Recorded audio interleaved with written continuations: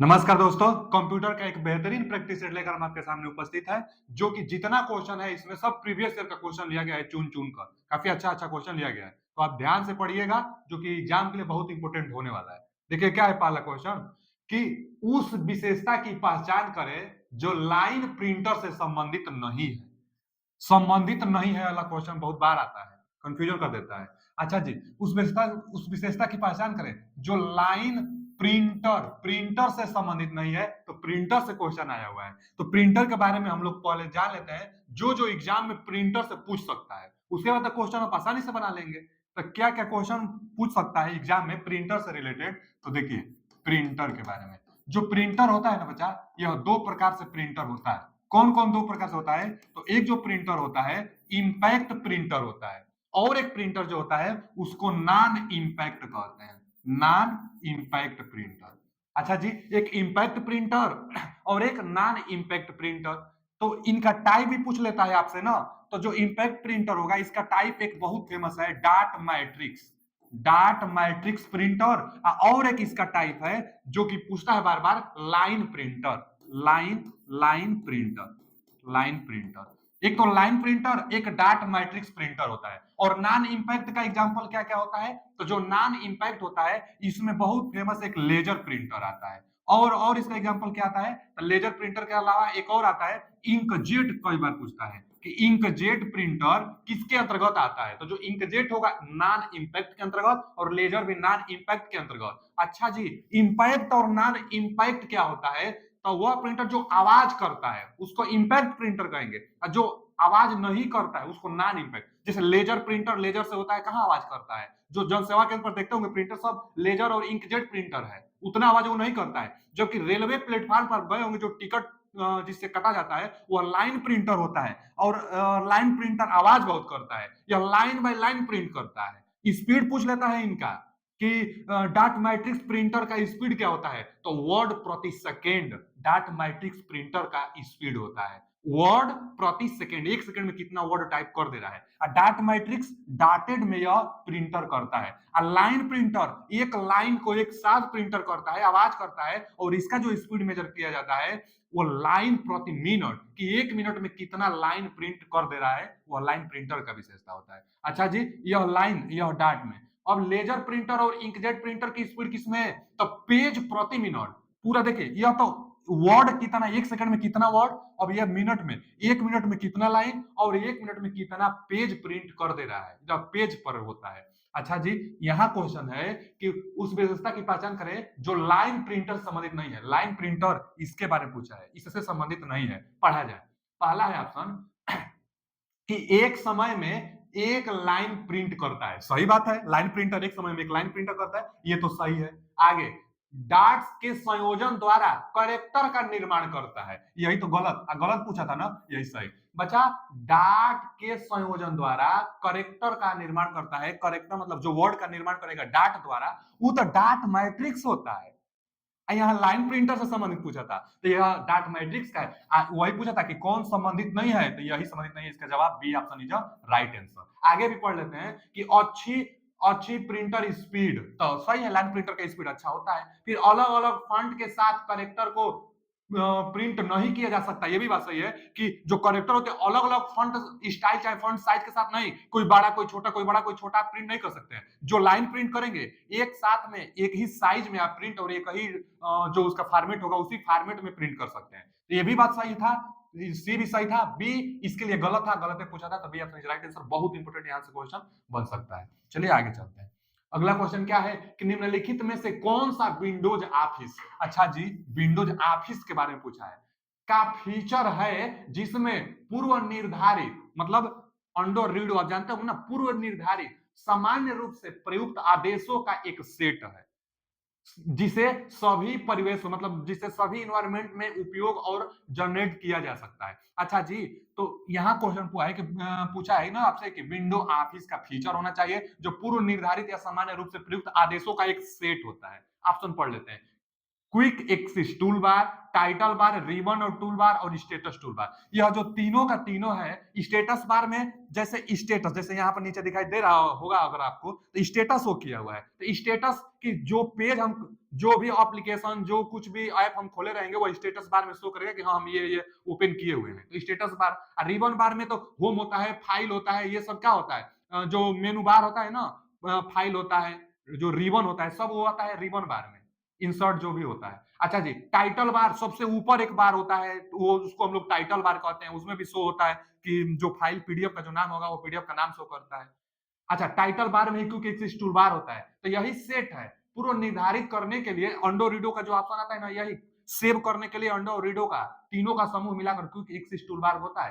तो वही पूछा है कि आदेशों का एक सेट होता है, तो क्विक एक्सिस टूल बार। वैसे भी तीनों एक साइज, एक सेम फीचर वाले दिख रहे हैं आपको, यही एक अलग दिख रहे थे, इसका जवाब भी ये ऑप्शन होगा। इसका सही जवाब क्विक एक्सिस टूल बार होगा, जो पूर्व निर्धारित और सामान्य रूप से प्रयुक्त आदेशों का एक सेट होता है, जो कि विंडोज ऑफिस का एक फीचर होता है। तो ये ऑप्शन है राइट आंसर। अगला क्वेश्चन क्या है इसमें कि आई लव यू प्रोग्राम जो संयुक्त राज्य अमेरिका और एशिया में कई कंप्यूटर को संक्रमित करता है, जिसका एक उदाहरण है। अच्छा जी, हम तो कई बार बताए थे कि जो आई लव यू होता है ना, एक यह वायरस था, और जो ईमेल उमेल होता है, ईमेल के जरिए आई लव यू नाम से एक मैसेज आता था, लोग उस लिंक पर क्लिक कर देते थे, आपके सिस्टम में वायरस आ जाता था। तो मानव की अनुमति वह लेगा।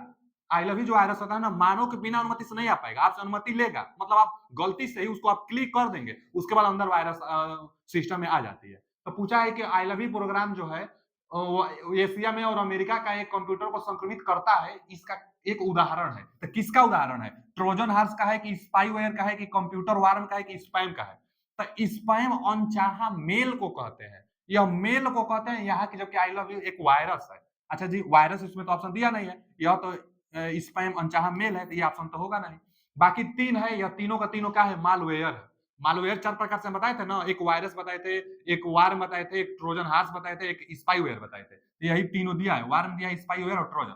वार्म हम आपको बताए थे कि जो वार्म होता है, मोबाइल सिस्टम जो होती है उसको हैंग कराता है, यह स्वयं प्रतिलिपियां बना लेता है वार्म। अच्छा, स्पाईवेयर जासूसी करता है, की लॉगर और कुकीज की सहायता से जो मानव गतिविधियां होगी उसको स्कैन करता है, की स्ट्रोक को स्कैन कर लेता है स्पाईवेयर जासूसी के जरिए। अब ट्रोजन जो हार्स होता है, मानव की अनुमति लेता है और प्राइवेसी अटैक करता है, प्राइवेसी जो भी होगा उस पर अटैक करता है ट्रोजन हार्स। कई बार आपसे इंस्टॉल करने के लिए बोलेगा, आप इंस्टॉल भी कर लेंगे, लिंक पर क्लिक कराएगा, लिंक क्लिक कर लेंगे। तो वही तो है, आई लव यू नाम का एक लिंक आएगा, क्लिक करेंगे, सिस्टम वायरस में आ जाएगी, तो ट्रोजन हार्स के अंतर्गत आएगा, ट्रोजन हार्स के अंतर्गत यह वायरस आएगी। तो ये ऑप्शन ही राइट आंसर। अगला क्वेश्चन क्या है कि ब्लूटूथ और एनएफसी, अच्छा एनएफसी आपके डेटा तक पहुंच बनाने के लिए एक अनाधिकृत उपयोगकर्ता को एक आसान तरीका प्रदान कर सकता है। एनएफसी का तात्पर्य क्या है? ये बच्चा, नियर फील्ड कम्युनिकेशन होता है एनएफसी। एनएफसी क्या है? नियर फील्ड कम्युनिकेशन, मतलब जैसे ब्लूटूथ होता है, यह एक शार्ट डिस्टेंस के लिए ही सूचना को आदान प्रदान करने में भूमिका निभाता है। सेम वह एनएफसी भी वही होता है, नियर फील्ड, नजदीकी दूरी के लिए कम्युनिकेशन का माध्यम होता है। चाहे फोन पे भी आप एनएफसी के जरिए, फोन पे चाहे गूगल पे, कुछ भी पैसा का अगर ट्रांजेक्शन भी करते हैं तो एक नजदीकी दूरी पर ही करते हैं, क्यूआर स्कैन कोड करेंगे और वहीं पर शेयर कर देंगे। तो एक नजदीकी दूरी के लिए, चाहे कोई भी फाइल डाटा कुछ भी ट्रांसफर करने के लिए, जैसे ब्लूटूथ का इस्तेमाल करता है, वैसे ही एनएफसी का भी इस्तेमाल किया जाता है। दोनों एकदम सेम होता है, ब्लूटूथ और एनएफसी। लेकिन इसका फुल फॉर्म पूछा था कि क्या तात्पर्य है, एनएफसी से क्या तात्पर्य है? तो नियर फील्ड कम्युनिकेशन, कम्युनिकेशन माध्यम में, संचार माध्यम में, वार्तालाप माध्यम में दो डिवाइसों के कम्युनिकेशन के लिए नियर फील्ड लगाए थे, नियर फील्ड नजदीकी डिस्टेंस के लिए नियर फील्ड कम्युनिकेशन एनएफसी का फुल फॉर्म होता है। ब्लूटूथ से आप इसको लिंक कर सकते हैं कि ब्लूटूथ शॉर्ट डिस्टेंस के लिए होता है, उसी तरह एनएफसी भी शॉर्ट डिस्टेंस के लिए होगा। C option is right answer. अगला क्वेश्चन क्या है बच्चा कि उस यंत्र का चयन करें जो प्लास्टिक कार्ड में मौजूद एन्कोडेड सूचना को पढ़ता है। अच्छा, कौन सा डिवाइस है जो प्लास्टिक कार्ड के जरिए सूचनाओं को प्रदर्शित करता है? तो इसके लिए एक आता है ना, बैज रीडर, बैज रीडर आता है, ठीक है ना जी, बैज रीडर आता है, badge reader, BADGE, badge reader आता है। अच्छा जी, तो जो जो बैज रीडर होता है, इसका काम क्या होता है? पहले तो यह एक डिवाइस है, एक हार्डवेयर सिस्टम है। यह क्या करता है ना कि रेडियो इंफ्रारेड जो होती है, रेडियो रेडियो फ्रीक्वेंसी भी जो होती है, तो रेडियो फ्रीक्वेंसी के जरिए क्या करता है कि इस पर एक कार्ड लगाएंगे ना, तो यह संकेत बता देगा कि कितना दूर पर टावर है, अथवा कितना दूर पर कम्युनिकेशन सिग्नल अथवा त्रुटि जो भी कुछ है कितना दूर पर है, तो डिस्टेंस पता है किसके जरिए, तो रेडियो फ्रीक्वेंसी के जरिए। रेडियो फ्रीक्वेंसी के जरिए आपको बैज रीडर पढ़ कर देता है। वही पूछा है कि उस यंत्र का चयन करें, उस डिवाइस का चयन करें जो प्लास्टिक कार्ड, हाँ कार्ड इस पर रखा जाता है, वही कार्ड के जरिए पता चलता है कि कितना दूरी पर टावर लगा हुआ है, रेडियो फ्रीक्वेंसी के जरिए, रेडियो वेव के जरिए। तो प्लास्टिक कार्ड के मौजूद एन्कोडेड सूचना को पढ़ता है, अब बैज रीडर पढ़ता है, बैज रीडर पढ़ता है। कार्ड पंचर और ये टेप पंचर और मैग्नेटिक टेप नहीं, इसका जवाब होगा बैज रीडर। जानते रहिएगा, बैज रीडर एक डिवाइस होता है जो रेडियो फ्रीक्वेंसी पर काम करता है। एक कार्ड, प्लास्टिक कार्ड लगाई जाती है और त्रुटि को बता देता है कि कितना दूरी पर त्रुटि है रेडियो वेव में, चाहे कितना दूरी पर टावर लगा हुआ है, तो उसको बताता है badge reader. C option is right answer.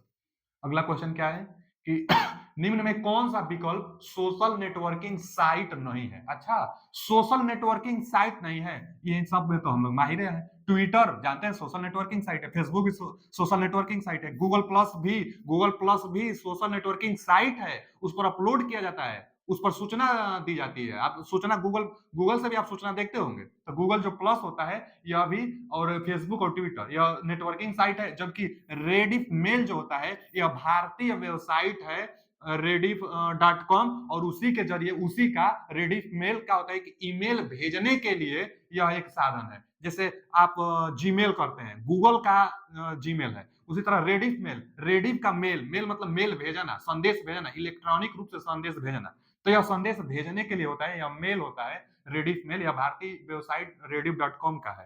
तो यहाँ सोशल नेटवर्किंग साइट नहीं है पूछा है ना, नहीं है पूछा है, तो C option is right answer. और तो सोशल नेटवर्किंग साइट। अगला क्वेश्चन क्या है कि उच्च स्तर, टॉप लेवल डोमेन नाम वो डॉट ओआरजी आमतौर पर निम्न में से किस विकल्प के लिए उपयोग किया जाता है? अच्छा जी, पहले नंबर ना, तो डॉट के बाद जो कुछ भी आता है ना उसको हम लोग डोमेन नेम कहते हैं। जैसे dot COM, dot in, dot EDU, आप पढ़े होंगे ना एजुकेशन के लिए, ईडीयू, डॉट ईडीयू एजुकेशन के लिए। उसी तरह डॉट ओआरजी यहाँ पर है, तो ओआरजी ऑर्गेनाइजेशन के लिए आता है। जो ऑर्गेनाइजेशन होता है उसका मेन उद्देश्य यही होता है कि वो प्रॉफिट नहीं कमाएगा। प्रॉफिट नहीं कमाने के लिए ऑर्गेनाइजेशन बनाई जाती है, वह लाभ के लिए, भला के लिए ऑर्गेनाइजेशन बनाई जाती है, प्रॉफिट कमाने के लिए ऑर्गेनाइजेशन नहीं बनाई जाती है। और यह सब का सब डोमेन नेम है।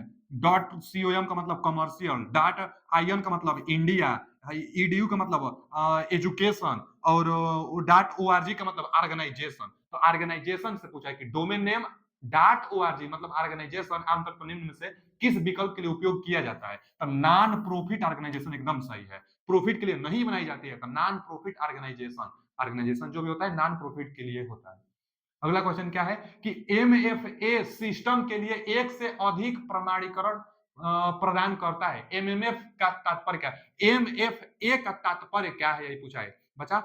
एमएफए एक ऐसा प्रोसेस होता है जिसके जरिए किसी भी साइट, किसी भी वेबसाइट, किसी भी एप्लीकेशन पर इनरोल करने के लिए एक से अधिक प्रमाण की आवश्यकता होता है। जैसे बहुत बार आप देखो ना, किसी एप्लीकेशन पर आप जाएंगे, मोबाइल नंबर डालेंगे, ओटीपी आएगा, डाल देंगे, बस उस एप्लीकेशन के अंदर आप चले जाएंगे, जो करना है आप काम कर लीजिए। लेकिन बहुत ऐसा वेबसाइट होता है कि उसके अंदर काम करने के लिए, उसके अंदर वेबसाइट के अंदर जाने के लिए बहुत वेरिफिकेशन होता है। ओटीपी भी देगा, आधार कार्ड देगा, आधार कार्ड नंबर मांग लेगा, पैन कार्ड नंबर मांग लेगा, माने एक से ज्यादा वेरिफिकेशन कराने के लिए एमएफए का प्रयोग किया जाता है। और लिखा भी है कि एमएफए सिस्टम के लिए एक से अधिक प्रमाणीकरण प्रदान करता है। एक से अधिक आपसे सूचना लेगा, उसके बाद सहमति देगा अंदर जाने के लिए। क्यों? क्योंकि सिक्योरिटी से बचने के लिए, सुरक्षा प्रोवाइड कराने के लिए, तो सुरक्षा प्रोवाइड कराने के लिए एमएफए का प्रयोग किया जाता है। इसका फुल फॉर्म पूछा है तो मल्टी फैक्टर ऑथेंटिकेशन, यही सही है। मल्टी फैक्टर ऑथेंटिकेशन ही होता है उसका फुल फॉर्म। तो A option is right answer. अगला क्वेश्चन क्या है कि सीएमएफ फाइल एक वेब पेज है जिसे वेब सर्वर द्वारा तेजी से निष्पादित किया जाता है, मतलब एक्सेस किया जाता है। जब पेज यूजर द्वारा एक्सेस किया जाएगा, एक्सेस दिया ना कि जब यूजर द्वारा एक्सेस किया जाएगा तब सीएमएफ का पूर्ण रूप क्या है? अच्छा, सीएमएफ का पूर्ण रूप पहले पूछा है। देखिए सीएमएफ के बारे में बताया है कि सीएमएफ फाइल एक वेब पेज है। ठीक है जी, वेब पेज, सीएमएफ क्या है? एक वेब पेज है। जानते रहेगा कि वेब पेज सीएफएम है।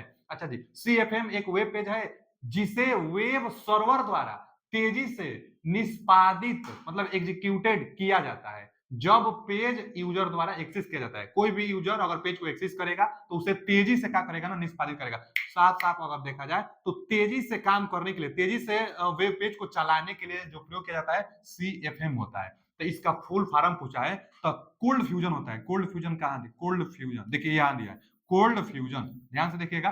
Cold fusion, C option is the right answer. Cold fusion markup language, cold fusion markup, जो कोल्ड फ्यूजन मार्कअप होता है इसके जरिए कोई भी वेब पेज होता है वो तेजी से काम करने लगता है, कोई भी काम तेजी से होने लगती है। तो CFM के जरिए कोल्ड फ्यूजन मार्कअप लैंग्वेज, तो कोल्ड फ्यूजन मार्कअप इसका फुल फॉर्म होगा, कोल्ड फ्यूजन मार्कअप इसका फुल फॉर्म होगा। C option is the right answer. अगला क्वेश्चन क्या है कि गूगल नाम, गूगल सही बोला है कि गूगल जो नाम है गूगल की गलत वर्तनी से उत्पन्न हुआ है। पहले जो गूगल था ना उसका नाम गूगल रखा जा रहा था, GOOGOL, गूगल रखा जा रहा था। लेकिन जो आज का है वह क्या है? गूगल है, गूगल है। आज जो है वह गूगल है, गूगल रखा जा रहा था। तो अच्छा, जो गूगल रखा जा रहा था ना इसका मतलब क्या होता है कि एक के बाद 100 जीरो, एक के बाद 100 जीरो, गूगल का मतलब होता है कि एक के बाद 100 जीरो। यही वास्तव में पहले यही गूगल का नाम रखा जा रहा था, लेकिन गलत स्पेलिंग यह हो गया था, तो गलत स्पेलिंग हो गया है, तो वही आज तक चलते आ रहा है गूगल। तो वही पूछा है ना कि जो गूगल नाम है गूगल की गलत बर्तनी से उत्पन्न हुआ है। गूगल होना चाहिए लेकिन इसी का ना, गूगल होना चाहिए लेकिन इसी का गलत मीनिंग रखा गया, ये रखा गया, तो यही आज तक चलता आ रहा है। तो जो गूगल है गूगल की गलत मीनिंग है, सही है, सही बात है। गूगल नाम गूगल, गूगल नाम गूगल की गलत वर्तनी से उत्पन्न हुआ है, सही है। जो संख्या एक के बाद, देखिए एक के बाद 100 शून्य को प्रदर्शित करता है, एकदम सही है। गूगल का मतलब है कि एक के बाद 100 शून्य प्रदर्शित करता है। अच्छा, ये तो जानकारी थी गूगल से रिलेटेड। पूछा है गूगल इस निम्नलिखित में से शुरू हुआ, गूगल कब शुरू हुआ? तो गूगल पहले तो पूछा है कि गूगल शुरू हुआ तो किसके रूप में शुरू हुआ? तो सब लोग जानते हैं कि गूगल एक सर्च इंजन है, गूगल एक सर्च इंजन है ना जी। अमेरिका की गूगल कंपनी है जो कि एक सर्च इंजन, तो इसका सी ऑप्शन है राइट आंसर।